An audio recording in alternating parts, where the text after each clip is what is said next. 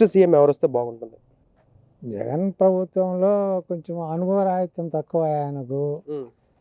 ఏదో ఈ 5 ఏళ్లలో ఏదైనా నేర్చుకుంటాడు అనుకుంటే అది కూడా సక్రమంగా చేయలేకపోయాడు.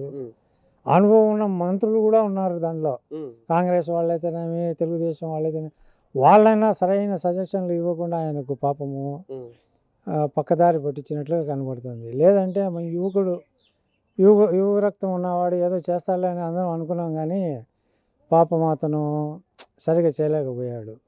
నెక్స్ట్ అంటే ఇంక ఏదైనా అనుభవం ఉండేవాళ్ళే చేసుకుంటే మంచిది. అయితే సంక్షేమ పథకాలు చాలా అందించారు కాబట్టి వాటిపైన మీ అభిప్రాయం? అమ్మఒడి కావచ్చు, రైతు భరోసా కావచ్చు, పింఛన్ల పథకం కావచ్చు, విద్యా దీవెన కావచ్చు, చాలా ఉన్నాయి. అవి సక్సెస్ అయినాయా, ఫెయిల్ అయినాయా?